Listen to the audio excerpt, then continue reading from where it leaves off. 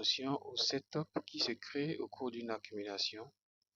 Peu importe la beauté du setup, c'est souvent un danger. Et c'est ce que je vous expliquerai, je vous montrerai ici dans cette vidéo, en prenant l'exemple de ce que m'aurait coûté cette erreur sur le EuroCAD. Donc là, nous avons, quand je vais, ok, nous avons ici, j'avais fait un setup précédemment qui devait venir, où j'avais prévu que le prix vienne prendre cette liquidité d'en haut, d'accord, et retourner prendre ces deux, c'est-à-dire c'est equal loss, d'accord, et peut-être prendre cette liquidité aussi. Donc tout était placé. Et là, j'attendais le prix quand c'était quelque part là. Donc ça devait venir prendre cette liquidité et avant de revenir nettoyer les liquidités d'en bas. Alors donc effectivement le prix a fait cette impulsion pour venir chercher la liquidité que j'avais prédit. Nous avons le prix qui a fait ça. Ça a pris la liquidité et puis ça descend jusqu'ici. Mais ça arrête et protège ces equal lows sans les casser. D'accord? Ça protège les equal lows. Donc je me suis dit, là, est-ce que chercher une entrée en bail pour retracer avant que le prix ne revienne des liquider, est-ce que ça serait aussi mauvais? Donc je commence par observer le marché et là je vois que le marché a fait une longue impulsion ici avec quelques FVG avec des déséquilibres importants, Donc ça vient et ici cette liquidité que vous voyez, attendez, je vais retirer ça, je réduis ça, d'abord. Je vais pas en parler d'abord. Ok. Donc ceci que j'ai mis ici, c'est ça là, c'est une liquidité weekly, c'est un weekly low, je crois, hein. Oui, c'est un weekly low. Et comme c'est les weekly low aussi sont des liquidités après lesquels le prix donne un mouvement important. Je me suis dit bon, peut-être après avoir pris ce weekly low, le prix va retracer et venir chercher là, peut-être avant de retourner à la baisse. D'accord? Donc je commence par chercher, par observer le marché et puis quand on descend en M15, voici ce que j'ai vu. Je vous mets le setup sur l'image que vous êtes en train de voir à côté. C'est le setup que j'avais fait. Donc je vais arriver sur le setup qui m'aurait causé le problème. Et c'est ça ici. D'accord? C'est ça le setup que j'avais fait et qui a raté. Maintenant, pourquoi j'ai fait ce setup? Voici après la prise de liquidité du weekly low, comme je viens de le dire, voici le weekly low. Ça, c'est le weekly low, cette liquidité. Après la prise de liquidité de ce weekly low, j'ai vu un truc comme ceci. Nous avons ça, tac, ça, la liquidité est prise. D'accord? Nous avons la liquidité qui est prise et nous avons un coche. Donc, j'ai considéré ce coche et je me dis qu'au retracement, on pourra venir chercher ce que vous voyez là. On pourra venir chercher là. Vous voyez un petit inducement qui est là. Et puis en bas, une petite imbalance. Donc cette zone est là où le prix devait venir réagir selon moi. Donc j'attends le prix. Effectivement, ça a retracé. Le prix a retracé, c'est rentré dans la zone et puis je commence par voir ceci. Une accumulation, d'accord? Et par la suite, le prix remonte. Le prix remonte là, mais sans casser le pic, sans casser ce high. Donc, ça a retracé encore. Jusqu'ici, je ne vois aucune décision à prendre, hein. Après ce retracement, je ne vois pas quelque chose qui me séduit ici pour prendre le bail. Maintenant, le prix fait cette impulsion sans casser le haut et ça retrace. Après le retracement, maintenant, je me dis, bon, puisque j'avais encore rien ici qui me permettra de prendre une décision, alors je vais continuer à observer. Le prix retrace maintenant, je me dis, bon, peut-être c'est, puisque ça n'a pas cassé le haut, ça va maintenant retourner, tester encore une deuxième fois cette zone et me donner une confirmation. Donc, je continue à observer tout en comptant sur ça. Et là, je vois, tac, une confirmation d'entrée. Je vois, un coach, un, un nouveau coach, change of character. Le prix break par le haut. Et puis après cette confirmation qui est là, voilà, c'est ça, tac, tac, tac, et puis le coach. Donc il me dit le prix va donc retracer et réagir ici, dans cette zone, dans ce imbalance là, et cette zone sera, paf, on peut faire comme ça. On voit que ça a marché effectivement, mais c'était pas encore là moi ma décision. Je n'avais pris aucune décision parce que puisque c'est un peu inquiétant le ce que je vois comme setup actuel, comme comment l'appeler, ce que je vois actuellement comme dessin sur le marché ne me rassurait pas trop. J'attendais une confirmation un peu plus forte. D'accord, le simple coach là ne me suffisait pas. Donc j'ai attendu. Le prix a fait le coach. Le prix après avoir fait ce coach, ça a retracé et puis ça fait BOS.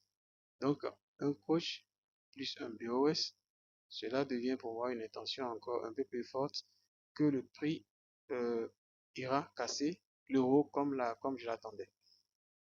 Alors je commence maintenant par observer le marché. Je me dis voilà, après ce coach et ce BOS qui a suivi, là je peux chercher une entrée. Et là ce que je trouve, c'est cette zone. J'ai mis mon truc, quand je vais en H4, on verra, c'est une zone, c'est une même zone ou un POI, je sais quoi. Donc je place mon rectangle là pour attendre le prix là, afin de prendre, quand ça va retracer, prendre ça comme ça, pour venir casser, pour venir chercher comme objectif cette liquidité. Maintenant, j'étais là, j'observais quand le prix a encore commencé par me donner ce truc, ce qui renforçait encore l'idée que le prix va respecter cette zone. Mais c'est mal connaître une accumulation. Maintenant, le prix, après avoir fini de créer ce cycle de liquidité, je me dis, ça va retracer pour donner une confirmation ici et retourner à la hausse. Et voilà donc la raison pour laquelle j'ai fait ce setup et je l'attendais comme ceci, comme vous le voyez là. D'accord. Alors, j'observais. J'observais mon setup, mon joli setup, mon très beau setup qui m'avait déjà convaincu. Et là, vous voyez ce que le prix est venu me faire par la suite. Le prix a traversé ma zone sans même hésiter, sans même ralentir, hein. Ça a traversé la zone. Et puis là, voilà ce que nous avons eu. D'accord? Alors, malgré la beauté de ce setup, ce que je n'avais pas pris en compte, ce que j'ai bien vu au début, mais que je refusais d'accepter, c'est que la condition, bien qu'il y ait eu de bonnes configurations, de belles configurations ici, de beaux setups ici, ce que je refusais d'accepter, c'est que nous étions dans un range. Il y avait des risques un peu partout. Même si pour moi, le marché pourrait corriger comme ça, hein, venir réagir quelque part ici ou bien en haut là-bas et descendre. Il y a un truc que je n'avais pas pris en compte et c'est ça, j'ai mis en évidence avec ça. Cette ligne bleue et puis la ligne bleue d'en haut. C'est que nous étions dans le range. C'est vrai, nous avons pris une liquidité ici de weekly, mais ici il reste encore range. Ça, c'est un range. Tout ça, c'est un range. C'est une accumulation.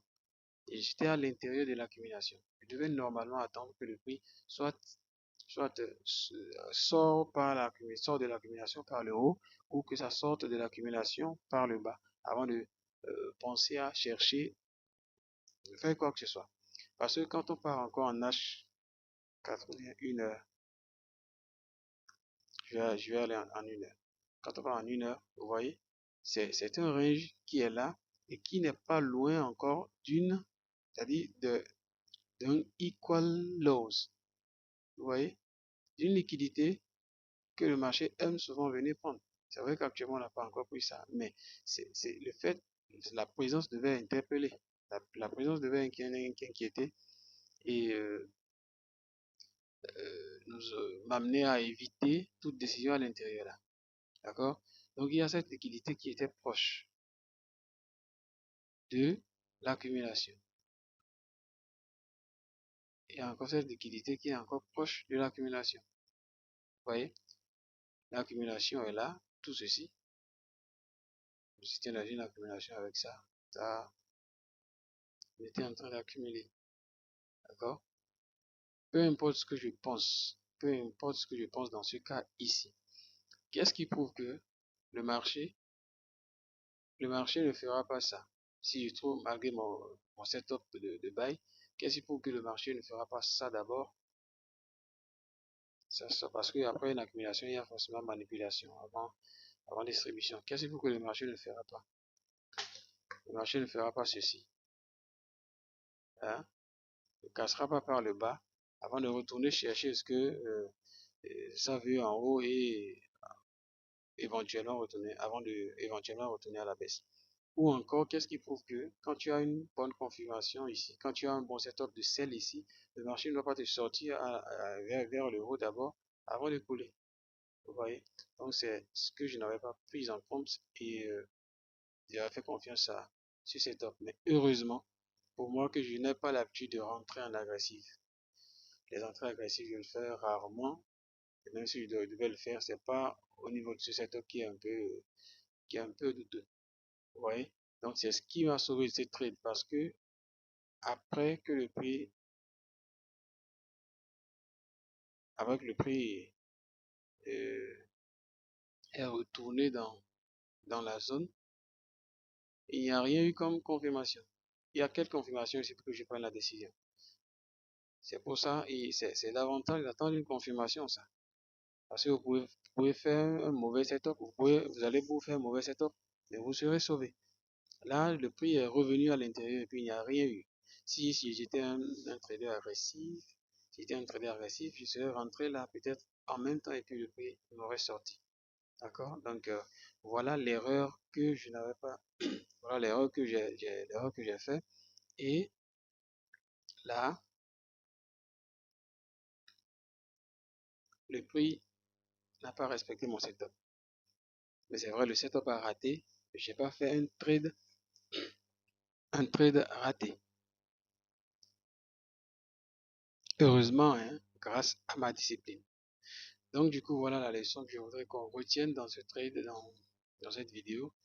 Malgré, peu importe la beauté d'un setup que vous trouvez à l'intérieur d'une accumulation, euh, il est mieux d'attendre la sortie de cette accumulation d'abord avant de chercher une entrée, car très souvent, ces setups sont des pièges. J'espère que j'ai pu dire le nécessaire, hein, il reste quoi encore à dire. Alors si j'ai fini, je pense que on va se dire à la prochaine. Merci de m'avoir suivi et n'oubliez pas de vous abonner. Mettez mes vidéos en favori pour ne pas perdre. Ou bien comment on dit. Si vous êtes sur YouTube, mettez ça en favori. Et même sur TikTok aussi. Pour ne pas rater mes prochaines publications. Activez la cloche de notification au niveau de YouTube les gars. Et à plus.